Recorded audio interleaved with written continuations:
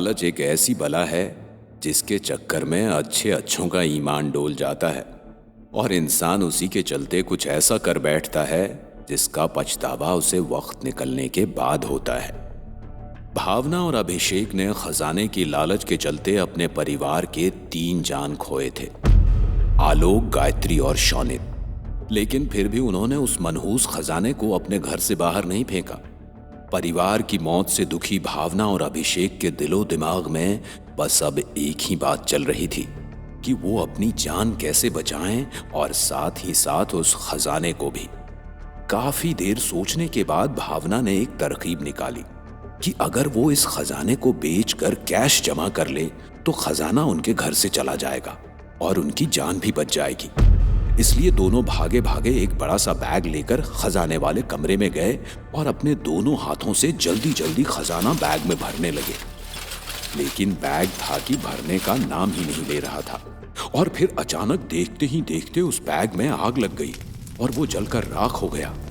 फिर वो जली हुई धुआं निकलती राख उड़कर दोनों के ऊपर गिरी और दोनों के शरीर पर छाले पड़ गए। दोनों का शरीर जलने लगा था और तभी किसी ने पीछे से भावना के शरीर का एक छाला अपनी उंगली से फोड़ा और वो जलन के मारे चीख पड़ी। भावना और अभिषेक दोनों ने एक झटके से पीछे मुड़कर देखा तो उनके सामने गायत्री और आलोक की आत्मा खड़ी थी, जो उनसे चीख चीख कर कह रहे थे, ये तुमने ठीक नहीं किया। ये कहकर गायत्री और आलोक की आत्मा ने अपना हाथ भावना और अभिषेक की ओर बढ़ाया और उनका गला पकड़कर दबाने लगे।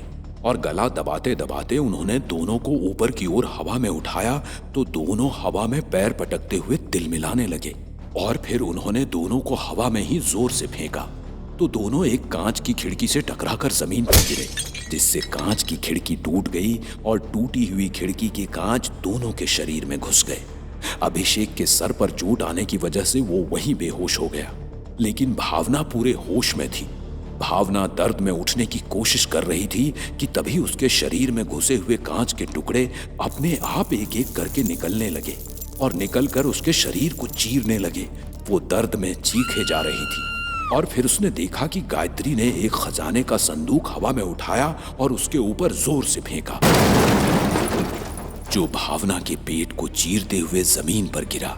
और इसके तुरंत बाद भावना रोते रोते हाथ जोड़कर गिड़गिड़ाने लगी और उसने कहा, प्लीज मुझे माफ कर दो। मैंने तुम्हारे साथ जो भी किया बहुत गलत किया। मुझे ऐसा नहीं करना चाहिए था। मैं, अभिषेक और शौनित इस गरीबी से तंग आ गए थे और पैसों की लालच में हम इतने अंधे हो गए थे कि जब उस सांप ने अपनी भूख मिटाने के लिए 2 जान मांगी तो हमने सोचा तुम सौतेले हो, तुम्हें क्यों खजाने का हिस्सा दे। इसलिए हमने तुम्हें उस सांप का निवाला बना दिया। पर अब मुझे कुछ नहीं चाहिए। प्लीज मेरी जान बख्श दो, प्लीज। ये कहते हुए वो वहीं पर बेहोश हो गई। अभिषेक को होश तब आया जब उसके जख्मों के सूखे हुए खून पर ढेर सारी मक्खियां भिनभिनाते हुए उड़ रही थी।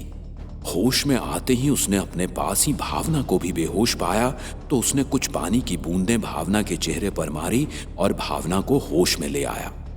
भावना के होश में आते ही दोनों ने एक दूसरे की तरफ डरी हुई नजरों से देखा, क्योंकि दोनों समझ चुके थे कि दोनों ने जो भी किया बहुत गलत किया। इन सब के बाद दोनों उठकर जैसे ही उस कमरे से बाहर भागे तो भावना तो उस कमरे से बाहर निकल गई, लेकिन अभिषेक चाह कर भी अपनी जगह से एक कदम आगे नहीं बढ़ पाया। और फिर अचानक कमरे में रखा संदूक खुला और उसमें से एक सफेद रंग की रोशनी बाहर आई, जिसने उसे संदूक के अंदर खींच लिया और वो जाकर सीधा उसी पुश्तैनी घर में गिरा जहां से उन्हें खजाना मिला था। डर के मारे उसकी हालत ऐसी थी कि उसे ऐसा लग रहा था जैसे मानो उसके पूरे शरीर के अंदर मकड़ियां रेंग रही हों। वो वहां से भाग पाता उससे पहले ही उसके चारों ओर एक कांच की दीवार बन गई और फिर उस कांच की दीवार से आर पार होकर आलोक की आत्मा आई और अभिषेक का मुंह पकड़कर उसकी जबान खींचकर बाहर निकाल दी और कहा, इसी जबान से झूठ बोला था ना तू। अभिषेक तो चीख भी नहीं सकता था, दर्द इतना कि इंसान खुद की मौत मांगे। फिर आलोक ने अपने हाथों की शक्ति से घर का सारा खजाना हवा में उछालते हुए अभिषेक की ओर ले आया और उसके ऊपर फेंकने लगा। धीरे धीरे करके वो उस खजाने के ढेर के अंदर दब गया। इधर भावना अपनी जान बचाते हुए अभिषेक को भी ढूंढे जा रही थी कि तभी उसे दरवाजे के सामने अभिषेक खड़ा दिखा।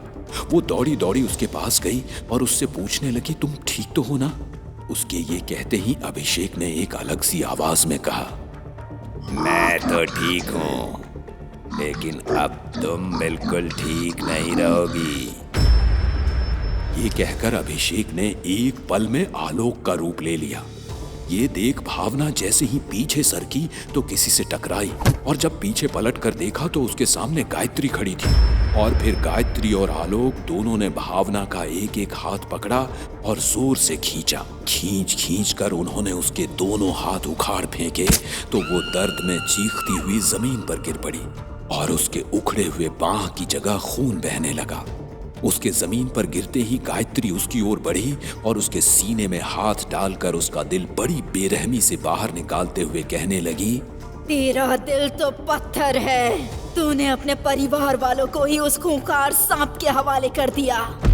और ये कहकर गायत्री ने उसका दिल निकालकर जमीन पर फेंक दिया और फिर उसने भावना का मुंह पकड़ा और उसमें हीरे जवाहरात भरने लगी और तब तक भरती रही जब तक उसका मुंह फट नहीं गया। और इसी के साथ भावना की मौत हो गई। अभिषेक उस खजाने के ढेर से बाहर आने की कोशिश कर रहा था, लेकिन आ नहीं पा रहा था कि तभी किसी ने अभिषेक को हाथ दिया और अभिषेक वो हाथ पकड़कर बाहर आया तो उसकी आंखें फटी की फटी रह गईं, क्योंकि उसके सामने एक हाथ हवा में लटका हुआ था और फिर वही हाथ अभिषेक की ओर बढ़ा और उसकी फटी हुई आंखों को नोचने लगा और नोच कर उसकी आंखें बाहर निकाल दी। वो दर्द में अपने आप को बचाते हुए इधर उधर दीवारों से टकराने लगा।